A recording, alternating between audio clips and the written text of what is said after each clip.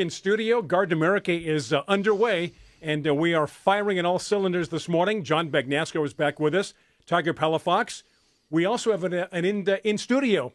I haven't done this in about 2 weeks. My mouth isn't working. We also have an in studio guest, Danny Romero, this afternoon. This morning, John, why don't you just start talking for me? John hasn't been on the show in like a month. For 3 weeks. So. I can't take two because this is live radio. During the week when I record commercials, I can take 2, 3, 4. So, John, I'm going to toss to you. Welcome back from Europe, and let's get this show rolling, shall we? Yeah, it's good to be back. I had a good time, though. It was, but 2 weeks is almost too long. Yeah, well, you were traveling a lot too. Meaning, you were going. It's not like you just spent 2 weeks and you woke up in the morning and you're in the same place for 4 days, and you were on the go, moving. right? Well, 2 weeks. I went to the World Federation of Rose Societies in Belgium, right in Brussels, and that was the first week. But the second week, we drove from one end of Germany all the way to the other. And you guys know it's been my lifelong ambition to get to Zangerhausen in Germany. Yep. And it did not disappoint me. Really? It was phenomenal. But Zangerhausen is like Cooperstown. It's not on the way to anywhere. It's just there? It's just, it's in East Germany. How big is it? How many acres or hectares? Or Oh, God, what do they call them? it's like between 30 and 50 acres. Wow. It's gigantic. And There's only 27,000 people that live in the town.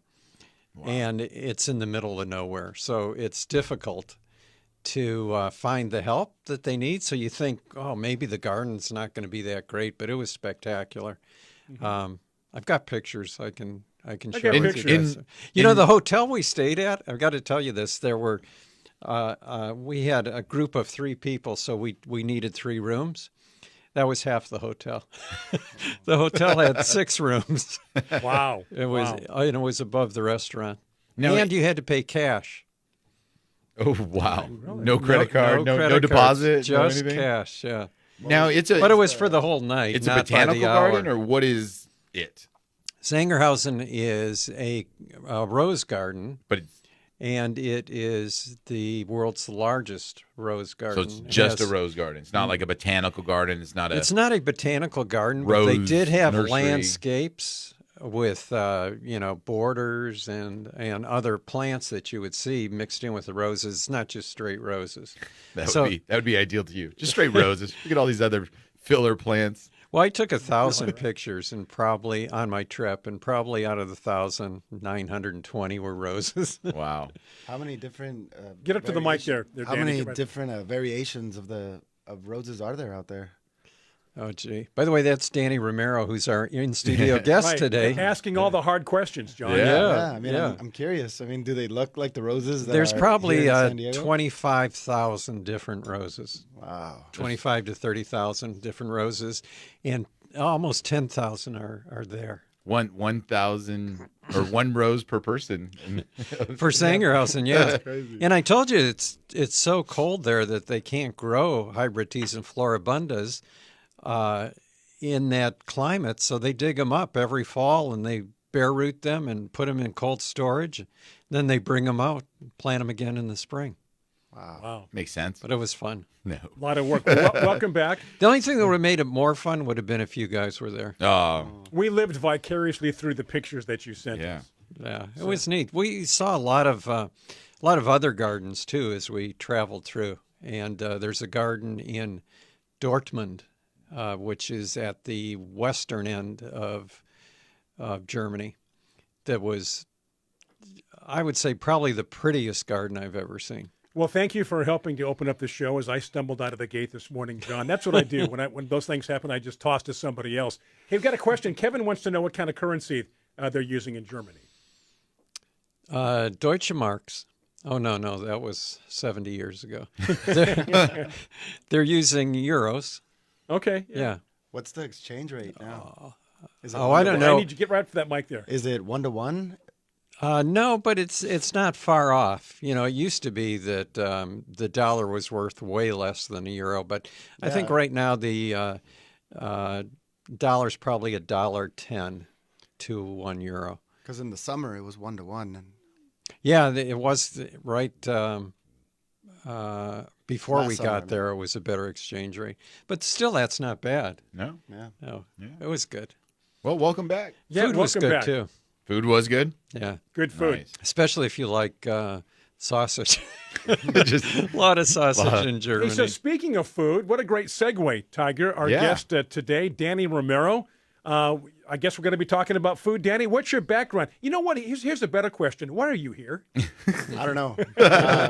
But I'm up. It's not a good time for a chef. 8 o'clock is really, really early for me. But So you work till late at night, obviously, early in the morning. yeah, Yeah, what time did you guys finish service and cleaning and everything last night? I got home at 1:30. Wow, and he was good enough, kind enough to get up and be on our show this morning. Exactly. I mean, I've been wanting to be here for a while, so So you can come by anytime you want. okay. Just drop by. I guess we're going to be talking about food today. What's the premise? Yeah, so Danny's with Two Ducks. Two Ducks, it's a pop-up dinner like experience, and him and his brother and some friends have kind of put this experience together where they create a seasonal menu, and then they host these dinners. And they're hosting a few at, our nursery right now. But what better time in the sense of it's springtime, getting into summertime actually, and everything's starting to ripen. So this is the time of year when people are harvesting all their veggies, and so it's a great time for a chef because you guys have lots of options, right? Right now, Danny, if you want tomatoes, you have tomatoes, you've got peppers, you've got everything right now to create some really neat menu items. Yeah, and it's been really awesome to just tour the nursery because you can, just like any other garden, you can start to see some of the stuff come out. And right now the tomatoes, you could see that we saw them turn from green to really bright red little by little. But yeah, the dinner series is it's a pop-up dinner series in the sense that we don't have our own brick and mortar. We're pretty much like a touring band. Okay. Yeah, really no roots to call home. Nope. We have a commercial kitchen where we prepare everything and store all our food, but the location can change depending on the weather, depending on the amount of guests that we get for the night, just to make sure that everything works for us, for the guests. And this morning, the location is here in studio. Here in studio, yeah. So we'll go anywhere. Yeah, exactly. So I'm curious where the name Two Ducks comes from. Oh, cool. Yeah, I love talking about this. So it's actually an Aesop's fable. So we started with a pop-up series called Tortoise right before, or like 2 years before COVID. And then COVID pretty much shuttered us and everybody kind of went their own way. And we spent 2 years cultivating that brand, and we didn't really want to touch it for now because it was a different team. But we kept in the Aesop fable in the lineage. We just have a different story. This one's called The Tortoise and the Two Ducks. And the two ducks take the tortoise to see the countryside. So with this pop-up, we're trying to help Tortoise see the countryside, if you will. That was, the old Rocky and Bullwinkle cartoons. In the middle between cartoons, they would have Aesop's fables. Really? Oh, cool. Really? Yeah. Was it Aesop's Fables or was it Fractured Fairy Tales? Well, that was another one. Oh, it was a different one? Yeah, but Fractured Fairy Tales, we're kind of getting off on a tangent That's here. cool. I love tangents. They do. But when you say that, then it reminds me of certain things that revolve around what you are talking about. Yeah. And Aesop's fables. Well, Yeah, that's it was very all. interesting. It all came from two things. One, that we were very slowly. We weren't doing these that often, so we just kept the mantra of slow and steady. Mm-hmm. And the other one was that we were tied to a restaurant in downtown called the Lion's Share, which is also downtown San Diego. I don't know how far your audience goes, but all over the world, Danny. okay, so All over the I'll say world. it then. San Diego, California. Right. Yeah, we started there, and they were. That was the whole. That was the beginning of the Aesop's fables, and then we just kind of took it from there. Hey, we got a break coming up. We have time for your quote of the week, John. Oh. John is back in studio, back from Europe, back from Belgium, back from Germany. He's in San Diego. He's in studio.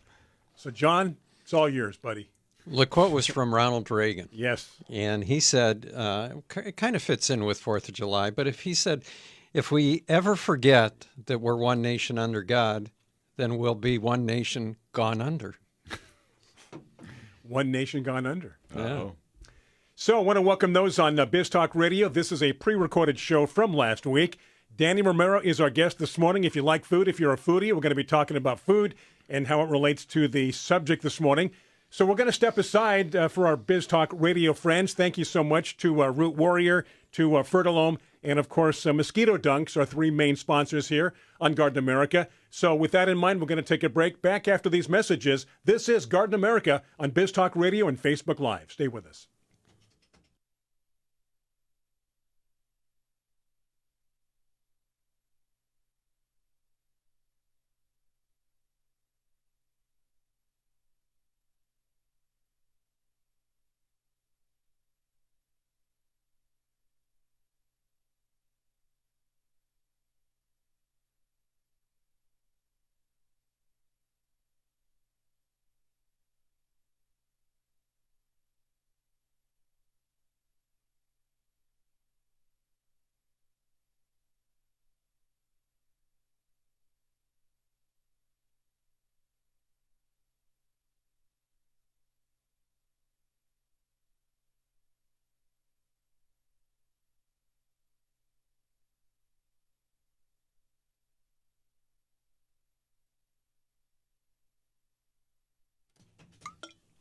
All right, we are back from the break. Thank you for joining us this morning. Brian Main, Danny Romero, Tiger Palafox, John Begnasco. It is Garden America. Going to be talking about food. Those on Facebook Live, questions, comments, feel free right there. As we get into today's show, we are all back in studio broadcasting from the iHeart Media and Entertainment Studios, the World Domination headquarters here in San Diego, California. Tiger, he loves it when I say that. Yeah, I always feel like I'm on like the Death Star. The Death Star. That, you know what? People in this building relate to that from another station they've come from. Oh, goodness gracious. You know, back at the Death Star, oh, yeah, which usually means the station went under. Oh, goodness. So not a very positive thing. So here we are, Danny Romero in studio. Yeah, Danny Romero is joining us from Two Ducks. And Danny, you've been in the culinary world for how many years now? I've been in restaurants for 18 years. Okay. And like, so you know that food, you know, in restaurants is very much tied to what's regions, number one, where people grow things, and then the season, number two. You know, if you want the best food, you're going to pick stuff that's in season, right? Because it's the most flavor, readily available. So, you know, we're in the summer months now, and you had just asked, like, oh, these are our spring vegetables because this is what we plant in the spring. So what are some things that chefs are using right now during this time of year in Southern California? Yeah, so right now we're getting to the end of the spring season. I mean, I know technically we're in summer now, but right now there's a lot of morels, white asparagus, and again, these are all coming to an end right now. Fiddlehead ferns, fava beans, but everybody's really excited at this time of year. They start seeing the little cherry tomatoes. All the tomatoes start taking on a really nice color. So we're all just waiting for all that type of like tomatoes and corn and all you those said things. fiddlehead fern? Fiddlehead ferns. One of your favorites, right, John? Fiddlehead fern? Well, you know, it's a maidenhair fern, right? Mm-hmm. And the little fronds before they open up, you know, they're kind of curled over, and those are called fiddleheads. You wouldn't think they'd be edible. Well, yeah, you would never look at your fern and be like, ooh, that's a vegetable, right? Right. I mean, it's kind of like an octopus almost. It has that like curl on it. Yeah. And it's if you cook it right, just like the traditional big pot blanching, just make sure your water never stops boiling and make sure you dunk it in ice water. You'll almost get like a lemony, like it's like begging for lemon and olive oil. And you really just toss it in that, a little salad, warm it up if you want. Don't cook it too much that second time, and you'll have a great product. Has anybody ever asked you to be their private chef? Yes, and if it was like Kim Kardashian or somebody who could, yeah, I mean, maybe. And what about like banquets and parties hiring you out to plan out the food? Yeah, well, we've done a couple. We enjoy it, and we'll do it. But our passion is doing these dinners in a room full of guests. What is your favorite meal to cook? It's hard to say, because then I'm going to ask you what do you not like to cook? Yeah, I like everything. I like the process. Yeah, I think that everything has its beauty and everything has its little tedious moments, like washing the dishes at the end. But yeah, I enjoy the process, and I'm willing to do whatever's in season. One of the things so Danny and I have been friends for a while now, and we've gone out to different places to eat dinners. And one of the things I've always appreciated. He's always critiquing the food, right? Well, no. Here's the one thing I will say I appreciate for Danny is because he's been in this industry for so long, and he has such a respect for the industry as a whole, and he's seen it. He's seen how hard it is to operate a restaurant. He's seen how hard it is to cater a banquet or an event. Right. That when the food comes out and it isn't perfect, rather than being critical of it, or rather than complaining about it, or just being disappointed with it, he sympathizes for it because he understands what goes into it. Yeah, they tried. They tried to get this food out on time and have it be hot, have it be at that perfect moment.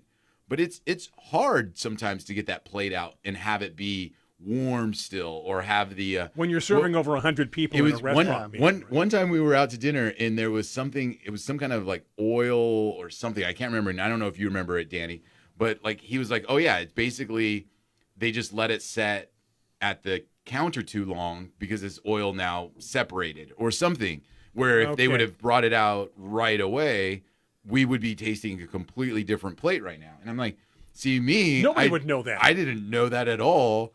And tell the waiter, "Excuse me, did you know the oil has separated since you gave us our order?" Yeah. I think it was a duck dish with a pineapple, like a fermented pineapple butter. Yeah, I remember that. So like he sympathizes, he appreciates it, and so he looks at every plate for hey, if somebody's going to put the effort into making the food, I appreciate it. That's enough right there. So yeah, I mean, it's like what Anthony Bourdain said. It's just like some people get nervous to cook for a chef, but it should be the opposite because we know exactly what it takes. Right, what it entails and what the pitfalls can be. Yeah, and I appreciate somebody making me food whenever because it's usually me making it. And I think that you can also associate that with gardening, right? Because John, I mean, and we all know that how hard it is sometimes to grow a plant, grow a vegetable, grow rows. And so when somebody especially does a magic dogwood, which I need a replacement for, it's exactly. dead. So when you are successful, right? Or when somebody is successful, you praise them because the effort it took to create that. Tiger's good at that. By I think the way. I sent you 4 or 5 pictures this week. Like, yes. Look what I did. Exactly. look what I did. Exactly. So I think that's one of the things it's really comforting to hear that you guys struggle growing plants too. Exactly. Oh yeah, and then some plants are just like you just leave them alone and they grow themselves. And other plants, but those are called weeds. Oh, that's right, weeds. But yeah, and others you struggle a little more with. Yeah. It's just it's every day. But I think the success outweighs the failures. Hey, one of our sorry to interrupt. No, go, John. One of our listeners, Mary, said that she made fiddlehead soup. And her husband said that it was kind of earthy. He said it was too earthy. Okay. Did she should have probably washed the dirt off to begin with. But is there something she should have done to get away from the taste he's describing? I personally think that maybe it was heated for a little too long. And like I said, those fiddleheads and a lot of the green color, like specifically the green color, right? You want to cook it fast. So you really want your water to be boiling. And then get them in, like I said earlier. I don't want to say it twice. I mean, I guess I will. But you just make sure it's boiling. Make sure you shock it afterwards. Shocking is making sure it hits ice water and leave it there not too long because you don't want it to get waterlogged. But then for me, which it's not really a popular, kind of, depending where you are in the world, I guess. But I would have made a cold soup out of those, like a veloute or almost like a gazpacho. But just getting a little chicken stock, pureeing those fiddleheads, a little cream, a little olive oil, and kind of leaving it in the fridge next day or that night or later. Little salt, little lemon juice, kind of adjust the seasoning with some stock. And that's kind of what I would have done with fiddleheads over a hot soup because you have to keep it hot for a long time. Mm-hmm. Nobody really, it's really hard to time it when somebody's going to come to dinner. Right. So I would have made a cold soup out of. Oh, there you go. See how simple that would have been, Mary? Yeah, and if you missed any of that, you can go back and rewatch the show and re-listen, and that's almost like a recipe that you just gave us here. Yeah. We have to take a break for our friends on Biz Talk Radio, so do stay with us. And again, we appreciate your questions, your comments there. on Facebook Live. Ooh, that sounds yummy. That's from Veronica. So, again, Danny Romero in studio. We're talking food. He's a chef. Anything you want to know, right there on our Facebook page as we take a break for our friends on Biz Talk Radio. This is Garden America.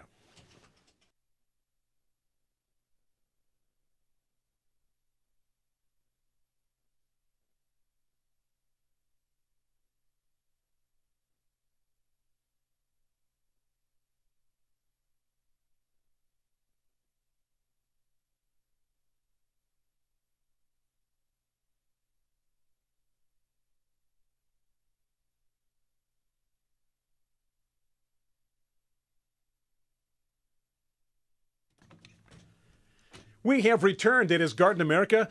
The boys are back in town. John is back in town. Full studio this morning. Brian Main, John Bagnasco, Tiger Palafox, Danny Romero. We're talking food.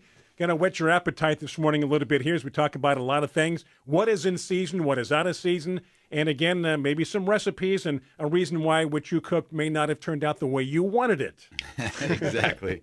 Hey, you know, solving all the problems. Yes. I was wondering, you're talking about cooking with what's in season and what's growing. Is that something that kind of started with Alice Waters? Yeah. Up at Chez Panisse? Yeah.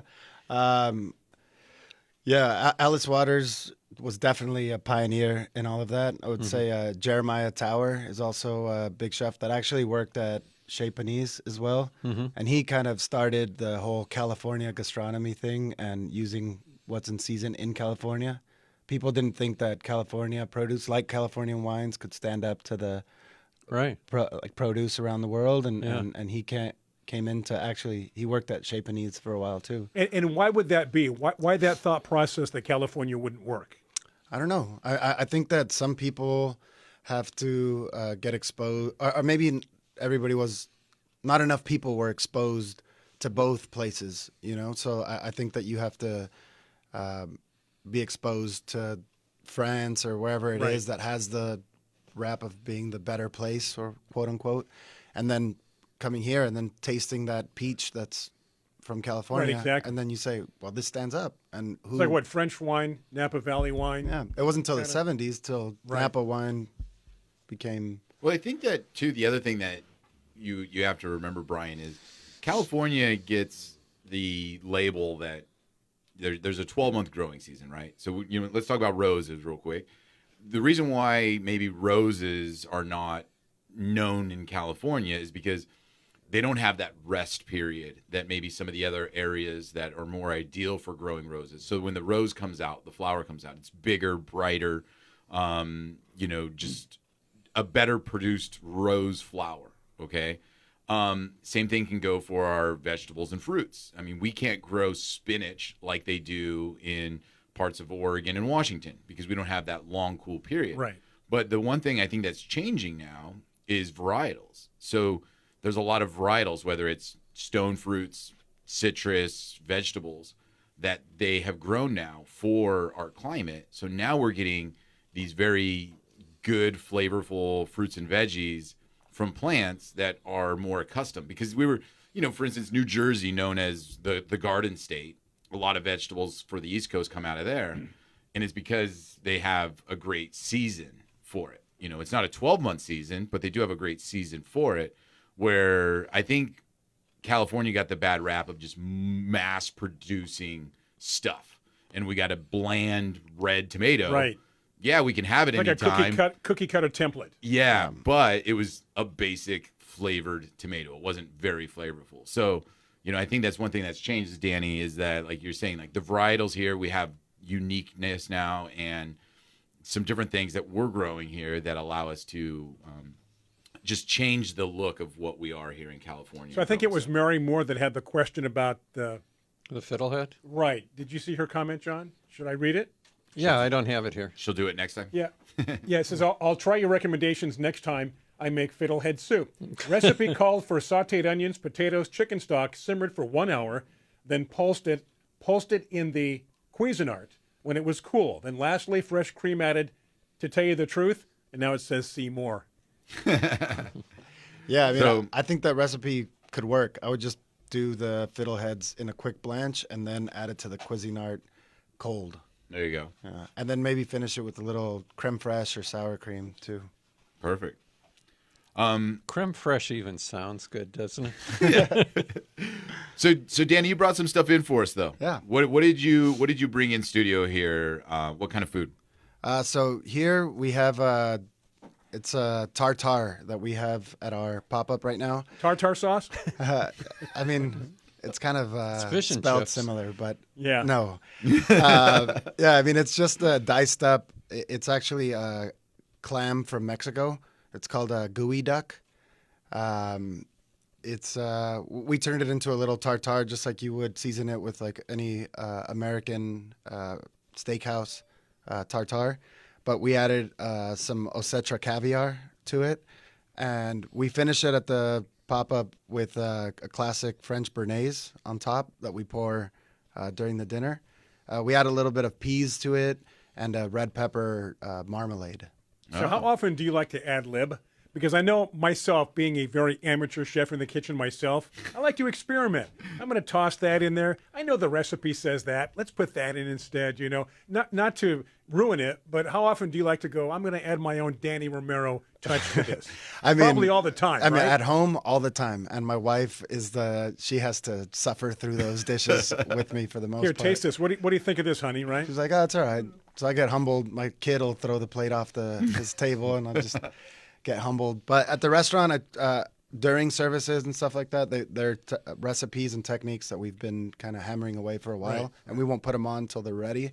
So during dinner, we'll add little things here and there because we get inspired. But for the most part, we stick to the recipe. You know what they don't serve anymore in restaurants, and I guess because they farmed them out, basically, is abalone. Now, there's abalone farms now because I guess there's very few in the ocean anymore because of all the people over the past 40 years that were diving for abalone. But I used to love abalone. And what happened back in the late 70s was because there was no abalone or very little, they used calamari. Calamari became like the thing. Oh, it tastes just like abalone. You know, it's squid, right? Obviously. But that seemed to take the place of abalone, which became very expensive. Any background on cooking abalone or working with it, Danny? I've tasted it a lot in restaurants, and me personally, I've cooked You like a it? couple. I like it a lot. I good, think that isn't the texture is a little. It's Rubbery? once you get used to it. Right. Yeah. There's techniques to get away from that a little bit, but You got to pound it, Yeah. you know, as you prepare it like you would a steak sometimes, right? yeah, exactly. But not enough to give any techniques or advice on that. I just but, wish I could find it more. yeah, You know, it's really expensive. Have you had it? Yeah.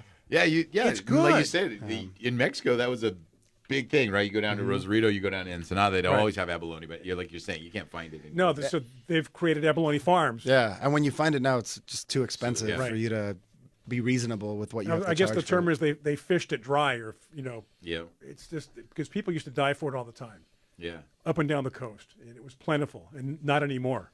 Yeah, my father-in-law tells me about those times. You're part of the reason, Brian, right there. Right. You yourself got rid of all the abalone in the Pacific Ocean. Danny says that his father-in-law tells him about that. He's heard a lot from his grandfather about those days, Brian. Well, my grandfather, back in the Yeah. old days, back in the 60s. Yeah. 1860s? No, 1960s. Did you know his grandfather, maybe? I read about him. Read about his grandfather. See, look at Lenore. Abalone is my favorite too. Yes, I got to buy the other stuff, the calamari. That I remember that. They said, "Well, here's calamari. It's not abalone, but it tastes just like it." Yeah, I feel like gooey duck would have been a good substitution. Gooey duck. Yeah. Yeah. What is Gooey duck gooey is- duck? You know what? I don't think we've ever used that Google term it. on this show. Oh wow. Gooey duck. Gooey duck. You're, yeah. You know, you're nothing but a gooey duck. Yeah. So when gooey was the duck- last time we used the term gastronomy on the show that he used earlier? I think that might have been the first. That is the first. So, Yeah. like John asks the question, what is gooey duck? Yeah, it's a clam. So it's in Spanish. It's called an almeja generosa, which is a generous clam. That's if you translate it back over to English. You're a generous clam. Yeah, and the name is funny, but the look of it. Yeah. I'll just have you Google it. Yeah. I don't want to describe it on the show, but Very phallic. yeah. Oh, well, we've Yeah. had worse than that on the show before. But yeah, you want me to? Yeah. Let's see. Serve- here. serve up. We've got a couple of minutes Yeah. before our next break. So yeah, let's get Let's started. serve it up. And yeah, so, The camera can. yep. Yeah, you're. Got it. Right here, we just have our little shell, which we shucked them prior, and we ran the shells through a whole process of cleaning them, boiling them, and running them through like a dishwasher. And We're everything. gonna buy little neck mics. Yeah, right. Oh, you guys probably can't hear No, me. No, we can hear you. You're there. You're good. Yeah. So yeah, so I'm just gonna place them right here. This is the gooey duck tartare, which I've prepared before. This is our little red pepper marmalade that we just kind of drizzle on top. I have no idea what we're about to eat, John. Gooey duck and red pepper marmalade. Yeah. Well, what is a marmalade? Because that's a term for like a sauce, right? Yeah. Or is it a specific sauce? Well, marmalade is usually if it has orange in it. Orange. Yeah. And this one just has a little touch of orange zest, so we felt like it was okay to use the term marmalade. Yeah. Hey, you know what? While you do that, we're going to take a break. Perfect. And Just gonna have it ready for you guys when we come back, we're going to taste gooey duck. Yep. Okay, so do stay with us. And again, questions, comments here on our Facebook page. Those on Biz Talk Radio, you're really missing out. But again, if you want to watch our show, go to our Facebook page every Saturday morning, 8 o'clock in the West Coast, 11 o'clock Eastern Time Zone. Our Facebook page, Garden America Radio Show. You can watch all this live. Speaking of Biz Talk Radio, back after these messages for you. Do stay with us.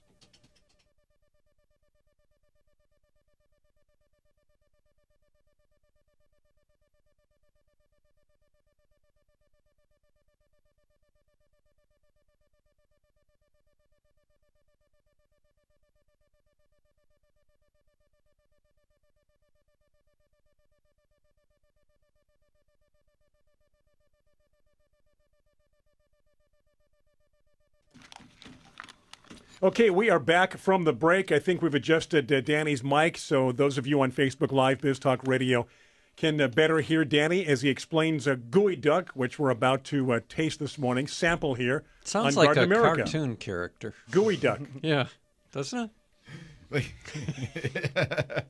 It does. It does. Yeah. It does seem like it might be something on like a Sunday morning cartoon, right? But so Danny, when it comes to preparing so for Two Ducks right now, you guys are hosting dinners through July.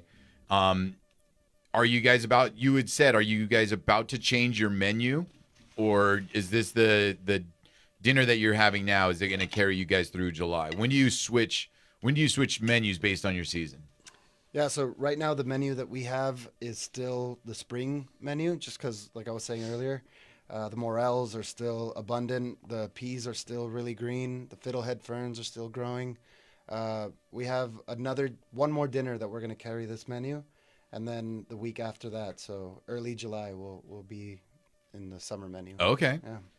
Man, it's kind of like you're gardening in the sense of changing seasons. You're tearing out what you have harvested and what you're done, and now you're going to restart and reset and kind of think about what you want to grow new or different. It's like you said, you can't grow that this time of the year. Yeah. And to Danny, it's like, you can't eat that this time of the year. Exactly. That's disgusting. That is definitely not local or fresh or any good, because I know that tomato came from Venezuela or something, and it took 3 weeks to get here. Yeah. But, Well, when Brian and I were kids, you ate seasonally, Right, right? but you had no Well- hot and cold running water in your house either back then, and it was a little tough. Well, but isn't that the truth, though? Because when you used to walk into a grocery store, you didn't see cherries when cherries were not in season. Right. But Right. now you walk into a Yeah. grocery store, 12 months out of the year, you see cherries. Hey, we got to get it. We got to get a pic. This is a great presentation. Okay. see You it want to on hold there? up to your camera, or I guess I could, huh? hold it up to your camera there, Brian? Here's one for you. Cool. Here, I'll give this one to. Whoa, wow, that's fancy. I know. So You got it? Oh, wow. Yeah, go ahead. Gotcha. Let's see if Back we out a can little get bit there. cool. Yeah. So So what that one is the red that you see is the red pepper marmalade. The green is the green peas. Some of the flowers and the herbs that you see on there are Up higher, huh? the pea tendrils, what's sticking out. It has a borage flower and cilantro flower. On the side is a little bit of Osetra caviar from Regis Ova, a purveyor I like a lot. So real quick, the borage flower and the cilantro flower, are they used just to make it pretty, or do they actually have flavor to them? They actually have flavor. Borage flowers, Like cucumber, right? yeah, it brings out a little bit of like sea flavor Just with sprinkle this cucumber. No, that was just to hold it. Oh, okay. Yeah, I just used the salt to Careful, hold the I'll shell. eat anything. So I mean, you'll find out really quick that it's just salt. But yeah, it adds it kind of brings out the sea flavor without bringing the gaminess of the gooey duck. And then the cilantro flower just kind of mellows everything out. It's really floral. So just kind of adds and... Delicious. I'm taking a picture of mine. you know what? That is just unbelievable. So good. That is so good. Yeah. Thank you. So like, So at the dinner, we served this dish, and then we still pour, which I didn't have any way to heat anything up, nor would I Can want I to keep this the early. shell? Yeah, of course. We just pour a little béarnaise on You're going to top. start a new company, Brian? yeah. So Shell Corporation. Shell company. So yeah, that's got to be kind of tough in the sense of, like we're looking at the flour, but you're using the flour. You're not using the plant part to add a specific flavor. But at the same time, that also adds to the look of the plate as well. So when you're looking at creating a dish, it's got to look appetizing. Part of it's the look, right? that was a And great then- look. Almost like Right? I don't want to eat this because it looks so good. But then it also tastes cool. absolutely It follows amazing up. too. Right. So right. you don't just, it's not just about the flavor. It's about the look, it's about the smell, it's about all of those together, right? Yeah, and a lot of chefs, and I've learned this along the way through a lot of good times and bad times, but you eat with your eyes, and it really is true. It just like the, what was the experiment with the salivating, Pavlov? Pavlov's Yeah. dogs. Oh, yeah. So it really is, it's real. It kind of it primes your appetite, and it gets you ready to... You took a picture, didn't you? I did. I should have Yeah. too, because I just destroyed mine. I looked Here. at it.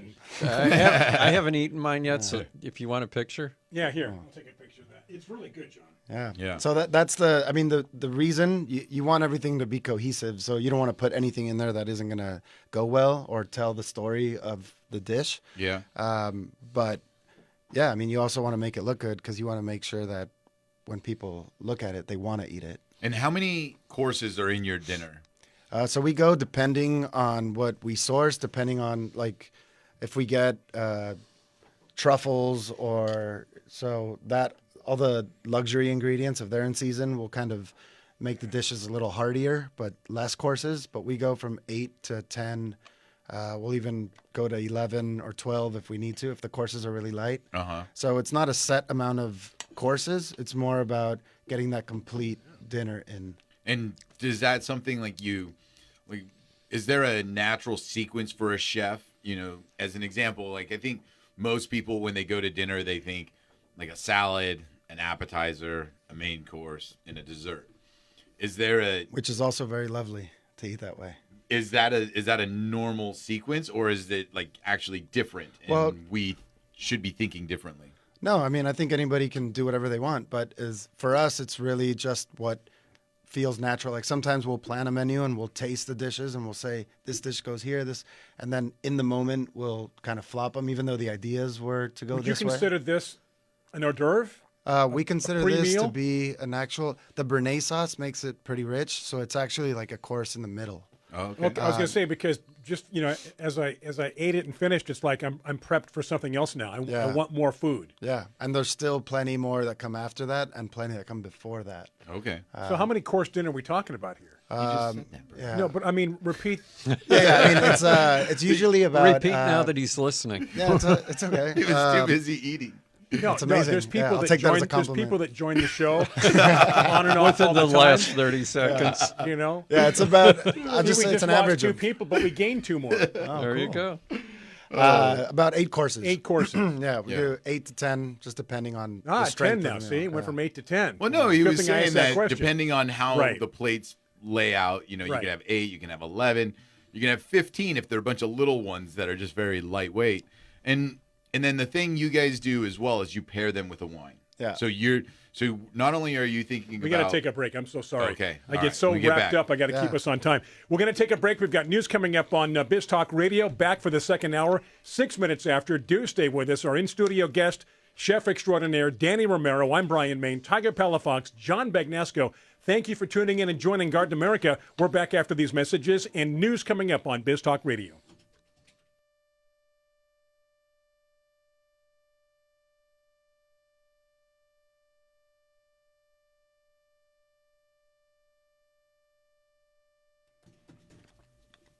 We are back. Thank you so much for tuning in. Those on Biz Talk Radio, this is hour number 2. The topic today, we're talking about a little bit of horticulture, plants, but basically food this morning. And, of course, food ties right into Garden America, Tiger. Danny Romero is our in-studio guest. And thank you so much for the preparation this morning, Danny. Yeah, I mean, the food. Thank you for having me. Garden America is how the food comes about. Right. You know, Danny, like, I mean, you, we were talking before the break. You pair your meals with wine. Yeah. So while you guys are planning your It's not, dinner. Not always wine. No. I mean, it could be beer. It could be a little cocktail, even a mocktail, just depending on what, like the strength of the dish and what it needs. Okay, so so while you're planning your menu out, you have to think about what people are going to be drinking along with it. That's way too much to think about. I feel like when you're eating, but You're talking about what compliments. They do such a good job of pairing it all for you that you just arrive and Don't you even can just think, just eat. You just eat and drink. Isn't that your mantra? Don't think, just eat. Yeah. We just want to take the load off and get like a good 2 hours in your life where you don't have to think about anything. Yeah. That really is the goal, to just have. We say it in our little group meetings. We're just trying to get the perfect night. We want to make the babysitter worth it. Yeah. You know. I like that. I like that's even better. Yeah. Yeah. So you do you guys work with someone that helps you pair the drinks? Yes, I have friends, and that's why it's good to be nice. Because I have friends that are sommeliers, level 2, level 3. It's a really hard test, but the people I can get to those 2s and 3s, they really know about it, and I'm lucky enough to have some friends in that world. So I just talk to them about the dishes that I have, and they give me kind of ideas on what direction. Some will even come over and taste some dishes and give me notes, and I take those notes and I take them to other friends, and I just taste. We buy some of the wines, we sip, talk. That's how it all comes together. And it's kind of cool because those people, it's not just about the price of the wine. Like, just because it's an expensive wine doesn't mean it's going to be the one that matches your meal. Right. Well, right? It's actually what the grape is, or what the beer, what the hops are, you know, what year it was. Where it's grown. Where it's growing. So one of the craziest combinations that I saw was a Pinot Noir with an oyster. Mm-hmm. And I was just like, why red wine? You always associate like bubbles or white wine with an oyster. But what they described to me was that this Pinot Noir was from New Zealand, and there, the coast, there's a lot of oysters in that area. So the winds kind of carry the salinity from the ocean and where all the oysters are, and it bleeds into the grapes, and that's why it works so well. Oh. And so there's a lot of terroir that goes into it too. So okay. Somebody wants to know, who do we contact to go to one of these dinners? Yeah. All right, Danny. What's the best way for people to find out more about Two Ducks? The easiest way is our website. It's Two Ducks SD San Diego. It's a little tricky. Out? Yeah, spelled out TWODUCKSSD.com. There's 2 S's in there. But yeah, or Instagram. You can see some pictures. We got a couple reels on there right now. We're trying to expand to the other social media sites, but right now we only got Instagram and our website. And from the website, anybody can make a reservation. They have the dates that their dinners are being hosted right there, and you guys are taking reservations all through July right now and into August. August will go live in the next couple of days. Okay, yeah. So this is spring into summer right now. So yeah, right now we have half this season, or half this July menu will be spring, and half of it will be summer. And then, so I mean, if you went to a dinner in July, you go to another one in gonna be August, different. it's going to be a different menu. It's going to be different food, different experience altogether. So, I mean, you just keep coming back. And then, I mean, nothing's the same, right? Like next year, next July, it'll be a different menu because it'll be based on where you're at, where you and, your brother have decided to take the menu and what food is available. Yeah. So every time, I mean, you can what you can go into your dinner 4 or 5 times a year and get a different plate every time, right? Yeah, and that's what we say. Like when somebody's sitting at the dinner, I always say, "I'll see you next season." You don't have to come back next week. I'd love it if you came back twice in the same season, but I mean, we feel like it'd be a home run if people came every season. Yeah. Yeah. So Brian, Dana says to remember what you ate so that you guys can order it when you go to Danny's restaurant. perfect. Well, I've got a picture of what I ate. I'll just hold it up and say, I want this. That's amazing. Yeah, Right? I think that she's that's a hint. Yeah, exactly. Of course. When are you guys going? Yeah. Danny, we also had a question from Carla in Huntington Beach. Oh, cool. And she was wondering, during the break, Danny told us he's not a gardener, but she was wondering if any of the people that work at the restaurant grow any of the vegetables that you use. We have some people on our staff that are really into it, and we always, on our little family meals that we sit down right before our dinner and we chat, they'll start talking about all their plants, and they'll bring some of their herbs that they have in their garden. And we talked about making a tea for one of the courses, which, like I was saying, we don't always do specifically wines, could be even a tea. So that's something that we're going to implement on one of these coming menus. But yeah, right now it's mostly just herbs that we get from our staff. We just started, but we would like to expand. Well, we noticed that a lot when we were in Italy, Brian, that a lot of the little restaurants or what's the name for a small restaurant? Cafe? Bistro? Bistro Cafe. Bistros was the word I was looking for. But a lot of them had little gardens right there Yes. with herbs. And they would go out and actually pick. You order something, and it was that fresh. They would pick it, and like 10 minutes later, you're eating it. And I can't tell you that I go to the nursery and take some herbs. 'Cause, Of course, right? yeah, I was trying to find a way to You not become say good that. at climbing over the fence. Huh? Yeah, exactly. that's fun. Is there a difference in flavor between leaves and the flowers of the cilantro? Yes, the flowers are. It sounds kind of simplistic or whatever to say, but they're definitely a lot more floral. It still tastes like a cilantro leaf, but the flower just has those floral notes that make it special. Yeah, perfect. I like that. All Floral right. notes. Yeah. All right. twoducksSD.com for more information on, Danny's pop-up dinners and their experiences there. You can find out more history about what you guys are working on. Any hints for our listeners as far as what's going to be on your next menu? Yeah, we got a couple of minutes before the break, so go ahead. Okay, cool. Right now we were playing with a dish that's going to be crab and cantaloupe, which is not a... That sounds good. Yeah. Crab and cantaloupe. Yeah, I never would have Right? thought of that. Seems interesting to me. Yeah, And it sounds champagne great. sauce. In a champagne sauce. And crab can go one of both ways in the sense, is this going to be a cold dish or is this going to be a hot dish? It'll be a cold dish. Yeah. Okay. How often do you use mint? Somebody's asking about mint. We use it a lot. We actually, our opening dish right now is liver and onions. It's chicken liver mousse, peas, like the pea puree with a lot of mint in it. So we just call it a minted pea puree with chicken liver mousse and a pea and mint consomme. Wow. But so next season, possibly a crab and cantaloupe dish, cold dish. We're talking about mangoes, scallops, hot. That'll be a hot dish. But So what mangoes, Tiger is scallop. leading to is you need to come back once every season. So Exactly. Yeah, in if the you guys summer, are willing to have me, I'm here. and we'll try something else, and then the winter and the fall, and so on and so forth. Yeah. Yeah, a buddy of mine said it's like, what would you be really sad about not eating that season? You know, Oh, so we yeah. try to use that mentality. Yeah, Because I was going to say, rephrase like, it. there's probably some times through the year where you have a dish and you're like, oh, I really want to create that, but then you almost have to wait. Yeah. So you got to like put it on a note card. Yeah. And then be like, all right, when it's time for this, I'm going to pull this one back out. And that's what we do, but it's on my phone now.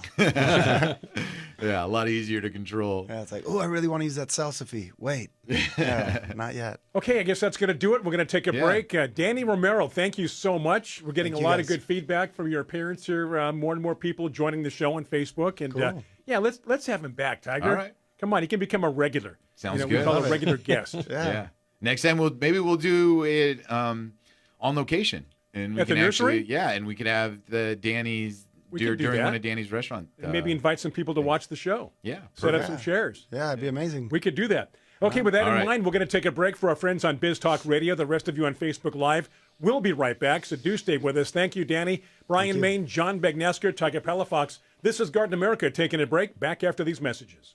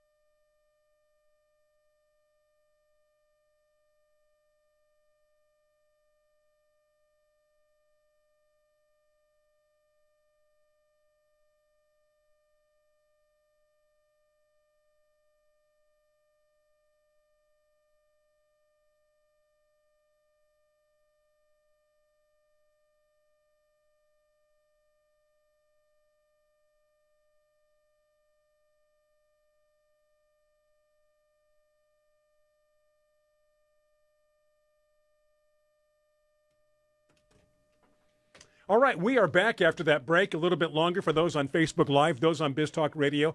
We appreciate you listening, tuning in, and supporting our sponsors, Root Warrior. We've got Mosquito Dunks and obviously Fertilome. Want to give a shout out to those people who support Garden America. And a lot of good feedback from people on Facebook Live. Thank you, Danny. Good segment. Enjoyed that. Great segment. Thank you, Danny. So, applause all around for Danny Romero. And again, we'll get him back next season, Tiger, perhaps, with some new food ideas. And it's always fun to, the what was it called, John? The fiddlehead fern. Fiddlehead fern. Right? Well, They're maidenhair fern, right? But they call it the frond before it opens up is called a fiddlehead. And it's I never heard of that. Well, it's fun to talk with a person in that industry that uses things that you would never think to use in a meal, because it just hopefully it inspires you as a gardener to be like, oh, there's more than just tomatoes and peppers in my garden. Oh, you can eat that? Yeah. You can eat that. Yeah. The cilantro flower. We always try to teach ourselves not to have our cilantro flower because that means it's bolted and it changes the flavor of the cilantro and then the plant begins to die. But if it does flower, you can still use the flower in your meal. Right. Well, Carla mentioned she just pulled out all her cilantro and she didn't even think of using the flowers. Yeah. She could have. Exactly. Yeah. Hey, I do want to say something real quick and for our listeners because they can't see, but John came back from his vacation very German. He's wearing white shoes and no socks right now. Seriously? Yeah. I feel like that's very German. European. European. Yeah. Or it used to be my dad back in the 70s. It used to be either one or the Either other. one of those. Really? Let me stand up. Let me see. I want to see the ankles. You're not going to see my ankles if I stand up. There's a Yeah. Well, I'll. You know what? I'll be checking you out soon. Do you remember That was good, Tiger. that I mentioned to you guys about a dinner that I was going to have to attend in Belgium? Yeah. And the dress was sporty casual right. with Oh, a yeah, touch yeah. of elegance. Yes. Did you take some photos? How did you do? I wore this, And except the jacket too. And how did that go? and they accepted you. Yeah. were you spot on? Did I tell you I met a princess in Belgium? Wow. You did not. Please regale us. Well, her husband was a rose lover, and he had died, I think, during the previous year, and they named a rose after him, and they had a baptism in one of the gardens. And in Europe, when they introduce a new rose, they baptize it, and they've got the plant there, and they pour champagne over it. And that's the way they introduce a new rose. And so this one was named after her husband. And her son was there, who gave a speech in French, I guess. So I didn't understand it. But it was really nice to see that. And then during the ceremony, somebody said, "Are you going to use champagne or Belgian beer?" Oh. So they used Belgian beer. So wait a minute. Now, to introduce a new rose, Right, they normally have the plant right. up there, and then they pour Champagne. a glass of champagne on the A plant, bottle. They open a new bottle of champagne, pop the cork, and then... Or do they water it with it, or just over the overall plant? No, over the overall plant. Okay. Right, yeah. Okay. So, like, does that hurt the plant at all? Oh, I don't know. It's just like I a don't know. sacrifice. I was just there. I don't know. Yeah, because Well, it's you kind of might- like it's kind of like a new boat. Then, like you break the bottle of champagne over the hull of the new boat. Well, it does have oxygen in it, right? So, yeah. So that should be good. yeah. I don't know. But anyway, it's a European tradition. We don't do that cool. in the U.S. No. But I think we had a couple instances where we baptized a new rose here because Star Roses was introducing a new rose, and it came, they were associated with Mayan in France, so we had that over here too. Dana says like you're that. such a name dropper. Well, I couldn't think of their name. All I knew is what they were. They were a princess. Yeah. Okay, so any questions on Facebook? Let us know now that we are segueing from the Danny Romero segment back into gardening and horticulture and John's trip to Europe. Did Yeah. you notice, you mentioned your roses opening up quickly because of the heat. Absolutely, within 6 or 7 hours. And the weather that we had previously, it could be 6 or 7 days before a bud would open. Right. I noticed the tomatoes yesterday and the Pope John Paul that just blossomed into a beautiful, beautiful rose. But I've noticed that some of my roses that were opened ended up getting burned petals Oh, because, going from cool weather to hot right away. right away. Even though the plant didn't wilt, it was just too Mine- hot. So that can work on a lot of plants that have been used Mine to. wasn't in full sun. It was in the patio, so I think the petals were protected. But still got the heat, which was good. Yeah, no, but John, like what you're saying is exactly what happened. We have a property out in Lakeside that we're helping manage their landscape, and they have a ton of roses in a venue. And the person's like, "Hey, all my roses are burning." Yeah. And I was like, "No, we adjusted the water. It's just that it went from a foggy 70 degrees Very heavy. 2 days yeah. later to a scorching, 95, and that's what happens to the plant. And like you're saying, they're watered. It's not a lack of water. It's not a lack of nutrient. It is new to this sunlight, and it is going to scorch them. But they'll harden off, and they'll be fine. So Gina's asking, what was the name of the garden you said was the most beautiful? Oh, It was the garden in Dortmund, Germany. And I'm not sure what the official name of the garden is, but everybody knows that if you just go to where the garden is. Oh, you know what? I took a picture for you now that I think of it, because for me? Aw. yeah, because for the day that we were there, they had a plant sale, so there were vendor booths set up through the whole garden. well, that's cool. And the roses they had for sale were the nicest I had ever seen, but there were a few that I had tried to get out of Europe, and I never could. Smuggle. So I took pictures, but one of the ones I took was Scent of a Woman. Oh, really? Yeah, and it's really, really a pretty rose.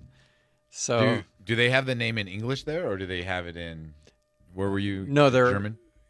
right, all English rose names are in English, no matter where you are in the So world. they keep it that way. Right. That way it matches that. Right, Okay. right. And if it's a German name, of course, to begin with. Then they have the German name. Some have a European name and an English name, and then they may use one or the other. Okay. Yeah. 110 degrees today expected in Reading. Wow. Oh, my gosh. From one of our viewers on Facebook. 110? 110. If there was ever a reason to go out and check your garden Yeah. and just make sure everybody's happy and has water. At 5 a.m.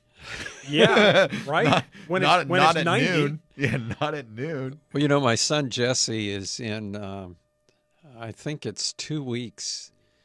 2 weeks, maybe even a month, that he's in Dallas right now. Oh, And he humidity. said that today it was supposed to be 116. we have to take a break. We have 2 more segments coming up. Speaking of 116 in Dallas, Texas.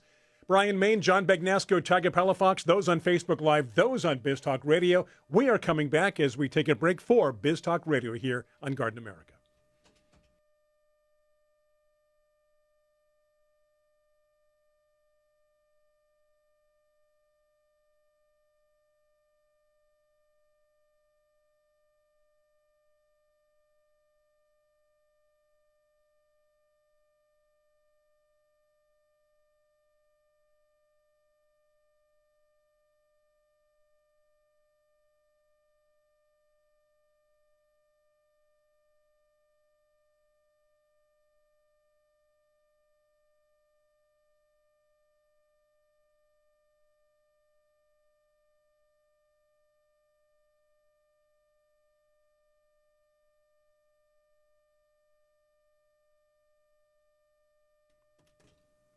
We are back from the break. It is Garden America. Happy weekend. Some of you have a long 4th of July weekend.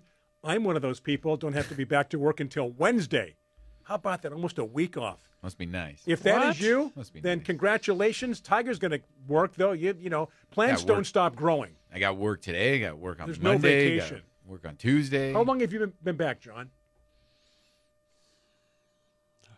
Either a week or, let's see, I would have been here last Sunday, but we took off, so I've been back 2 weeks. Oh, so you're settled in. Yeah. You're good to go. Yeah. What are your 4th of July plans?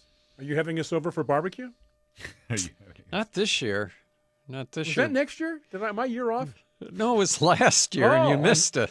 Totally missed it. I see your house in my mind all the time, and I'm like, okay, we could set up there. We could eat there. You haven't seen it since it's been landscaped, though. Yeah. Tiger did a great job landscaping. Everything's growing? Everything except, do you remember you put, I was telling this Okay, good. Let's air this out. This Yeah. is a Yeah. good time in front of all of our listeners and viewers. Yeah, that you put the hydrangea under the window. Yes. And while you It were was there. a chance. Right. It was a chance. Right, but we there's a good moved story it to and put this. a rose there instead because of the sun, right? Yes. Well, where we moved the hydrangea to is full sun all day. So guess what? And where we put the rose is shade. No. So We're going to put it back, right? yeah, I'm going to have to dig up the rose, move it, and put the hydrangea back where you had it. Really? Yeah. Because That's the sun funny. is, because the That's angle of the sun hilarious. has changed. I don't know What what do you mean? changed because we were all sitting there and it's like this is going to be super hot and sunny. Right. This cannot be where a hydrangea goes. Right, right. But it's in shade. Yeah, That's funny. yeah. House, angle, spring, summer, solstice. I don't know. I don't know That what whole we thing, right, missed, to John? be honest with you on that one. Yeah, it's that whole thing, Brian. That access, Yeah. Earth Yeah. access thing. It, you know, it's ever since we planted the landscape. It was because the moon shifted. It Yeah. was. There was a moon shift. There was a this moon year. shift, and so Not a lot of people knew that was coming. Yeah. Well, we had some areas where we put hydrangeas that were full sun, and we planted a tree to provide shade. Right. But the tree has to grow. Yeah, the tree has to grow for 5-10 years. Yeah. You know what's really doing well now that there's irrigation up there are those magnolias. Are they? Yeah. They're I leafing thought- out everywhere. They're starting to flower. I thought that when they started getting water, those because they were stressed, and they were. You know, when a plant is stressed, and you're like, all that needs is a little bit of care, Right. and it's going to take off. Mhm. And I felt that about those magnolias because they looked like they wanted to grow, but they were just being held back by some water and some soil and all that. That I thought because It had probably been, my guess would be like 6 or 7 years they had never been watered. right. That's Yeah. what I'm saying. So they just looked like they were itching to grow. Yeah. Now, We got a couple of questions, but go ahead, Tiger. Did they drop a lot of leaves when they began to grow? No. Or did they just keep it all and just keep growing? No, because they had dropped most of their leaves. They were already Right. they were already short on leaves? Yeah. What's the question, Brian? What causes plumeria leaves to curl? Also noticed the crown has been nibbled. To curl. Right, this To is from curl. Carla. Okay. So folding plumeria leaves, like folding. Yeah, I've had that a little bit on Yeah, mine. that will sometimes happen, and that's usually like a watering, situation. Too much water? We have to be careful sometimes with plumerias, right? Yeah, it's hard to give plumerias.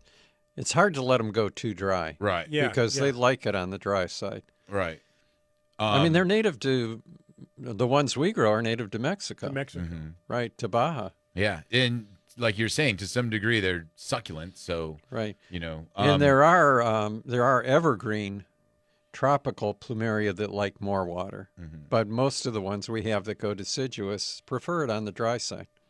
And then they do get some pests that will, cause that curling. But I feel like it's kind of early for that, so that's probably not it. And what could be We causing- have our standard answer to these questions, which is you must be doing something wrong. And then we just move on. Yeah, no, I think that it's probably the watering. Anything weather related too along much. with the water? Not really, not this time of year because it's still early in the plant. But probably too much watering is what's probably creating that problem. And then, but nibbling on the crown, that's got to be some kind of critter. But I don't know of anything that eats a plumeria. I I had don't know why. I didn't think it got that cold this winter. Mm-hmm. We had a lot of rain though, but Right. all my plumeria were damaged by freeze. Really? Yeah. So, and Carla mentions hers are just starting to leaf out. Mine haven't leafed out yet. Really? I mean, some are just beginning. Yeah, I'm at the just beginning stage Yeah. as well. Just little And little here this ones. is July. You know, and it's because we had a very cool, Right. wet year. Because, like you're saying, it's just So we're started. about a month behind, right? Usually the leaf. Almost a month and a half, I think. Yeah. Yeah. Because Kevin wants us to do a segment on bonsai. okay, all right, Do you know anybody in the Bonsai Society? I do.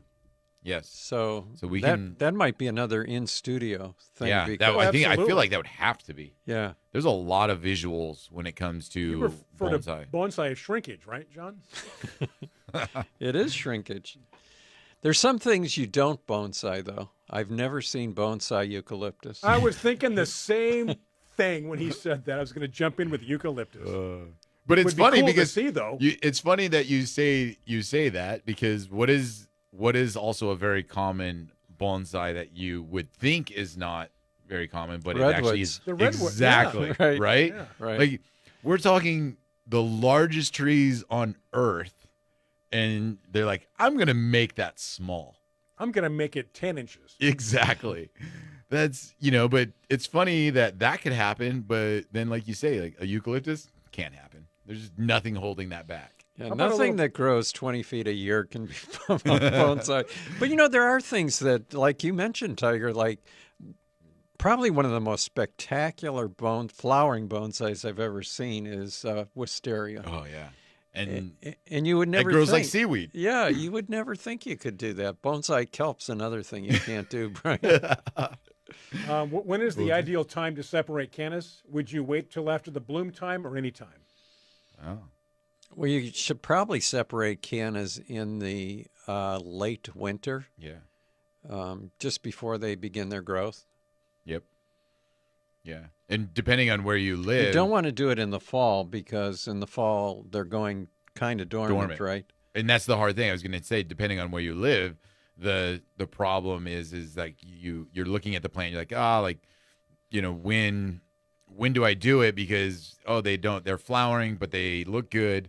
But if you do wait until, like you're saying, late winter, then you're going to separate it, and then they're going to begin to grow right after you separate it, which is what you want. Because if you separate it right before it goes dormant, then the plant can go into more shock, rot out, and die. So that's why you don't do it in the fall. We're getting good feedback on the bonsai idea for a show. All right. People seem to like that. Would be obviously in studio. Yeah. We'll figure it out. We'll find somebody. Yeah, Gina says she would like help to bonsai her dwarf wisteria. She got a dwarf wisteria from Isley. Yeah. And Isley has a lot of dwarf plants, conifers, and things like that. Actually, I wish Tiger would bring in an order from Isley. Help me place an order. Yeah. All right. Yeah, help me place an order. I'll bring it in. That would be dwarf conifers is something I'm really fascinated with. I think you would like dwarf conifers. I think so. Yeah. It's little tiny conifers, that evergreens that are going to stay small but really How about little pretty. tiny palm trees? There are dwarf palms. Little ones. Little bonsai palms. I don't think you can bonsai a palm No. tree, but No, I don't think so. there are either. dwarf But that ones. would be interesting. Yeah. So got about a minute before the next break, and then one more segment after that. I'm surprised how many people want to know about bonsai. I never had Yeah. patience for bonsai. I'd like dwarf plants, but they kind of dwarf on their own. You have to kind of just forget about it, right? Like I have that, I think you guys have seen that Hokkaido elm I have. Mm-hmm. It's now 50 years old, and it's probably 2 feet tall. Bonsai itself. Well, they just don't grow big, so I like and it looks like a bonsai. Yeah. So I like those kinds I have of a things. begonia, that dwarf begonia. I brought it in here before, and it's all crazy trunk, little leaf, little flower. I'm like, it's a bonsai, even though it's not a bonsai. Now, the hard part I feel about bonsai is that you have to have a spot, like you're saying. You have to have a spot for it, right? Yeah, like you have a good spot for it. You have a patio, it's protected. You got a bunch of potted plants already. You can have some bonsai plants on a shelf, on a table, On the wall there, on and the I have wall. I have a table outside. And We got to take a break. all right, Hold that thought. Bonsai. I will. Table. Those on Facebook Live. One more segment coming up. Do stay with us. Those on Biz Talk Radio. Brian Main, John Bagnasco, Tiger Palafox. This is Garden America.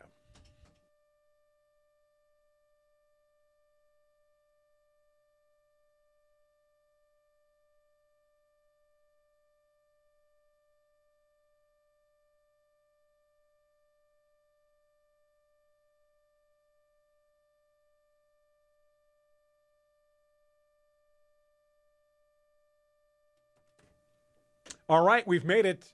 Final segment here on Garden America for your long 4th of July weekend. Happy 4th, happy Independence Day. From all of us here on Garden America, I was mentioning earlier about having a nice long weekend, from work, and a couple of people said, I'm retired. Every day's a vacation for me. nice. So that is nice. Yes, thank you. Did you guys, while I was gone, happen to mention a trip to Japan? Yes. But well, it came up in conversation. Well, the reason I ask is because Kim says she's trying to get ready for the trip to Japan. And we've been talking during the break, and we think we are going to schedule one for 2025. and because it coincides with? Well, it coincides with the World Federation of Roses every 3-year event, which would be taking place at that time. Be awesome. Yeah. So we're looking at plan that ahead. for 2025, Kim, if you want to start saving up. But we are going to come up with something for next year, and we're Tiger gave me some of his ideas, and I'm going to go over them this weekend, and hopefully next week we can announce what we're doing. Yeah. But what is your idea? Those on Facebook. Everyone's got ideas. We don't need any more ideas. Right. John in the moments I've been sitting next to him, John has thrown out 20 different trips. And I'm like, just pick one trip. The problem is we you have the guys next 20 years. You guys don't say no to any of them. You go, yeah, that would be fine. Well, they all sound really Just cool pick and one, amazing. Tiger says. Yeah. Just pick one. Okay. Yeah, But you have to be judicious to some degree. You can't just... Some of the trips that I would really like to take, I don't know how many people would be That's interested the in. tough part, right? You mean the Yeah. Arctic cruise? Well, What? The Arctic cruise. Antarctica. no, I did want to go to Alaska. Iceland and Greenland. And in Greenland, there was a hotel that had 6 of the rooms were in igloos. Yeah, I've seen that before. They every year they make these hotels. It's all ice and igloos, and it's that cold that it doesn't melt. But then they have to rebuild them every year, obviously. But the time to go to Greenland is in August because the temperature gets up to, I think, 57, something like that. That's a heat wave. Scorching. Yeah. But, it would be great for wildflowers and things, along the southern coast. Yeah. We mentioned this before. You guys realize Greenland is in North America. Yes. Yes. And somebody said a long time ago that Greenland sounds very inviting, where Iceland sounds like, "Ooh, I don't want to go there." And it's actually the opposite, right? To keep people from. I think Eric the Red came up with that idea. Yeah, I think right. Yeah. So to keep people away from Iceland, and then Greenland being just the opposite. Do you remember the rose I mentioned to you guys when we were talking and I was in Europe, that I had found the rose called Jim the Viking? Yes. Yeah. I'm obsessed with getting that rose now. You should make a rose that's green and call it Iceland. Iceland. Or How about Icelandic fever? I feel like there's already too many white roses that you just calling it Greenland wouldn't be as much fun.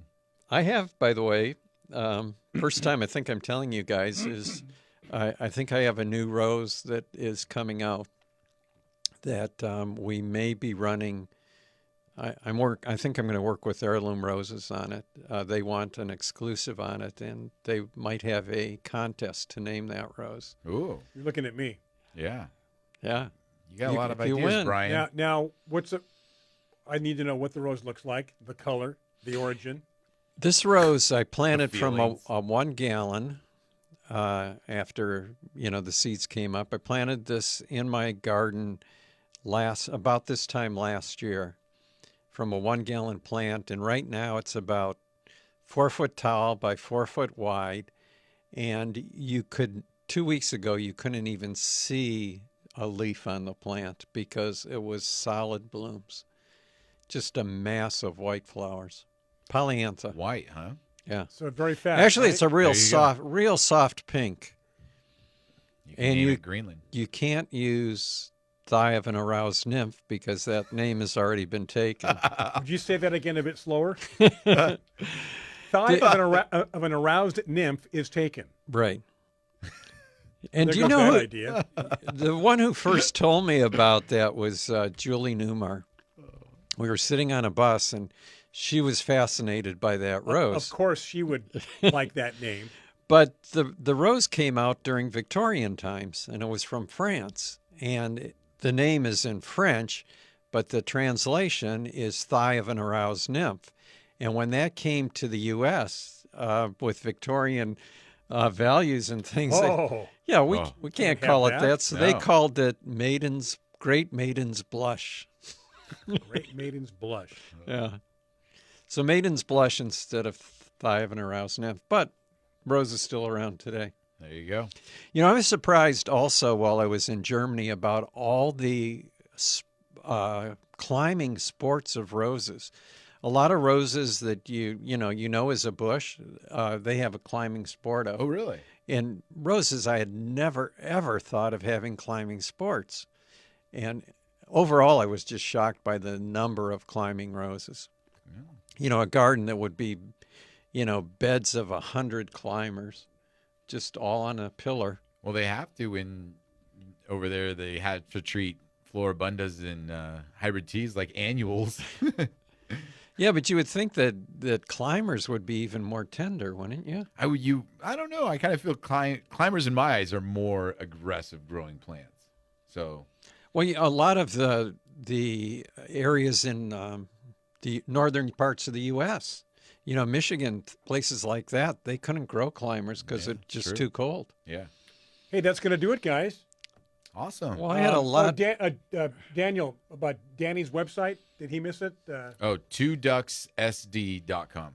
2ducksSD.com. And it's spelled out TWO, ducks, DUCKS. Yeah, and Lenore says to spell that, John, about dwarf plants. I'm not sure what she means unless she was talking about the Hokkaido elm.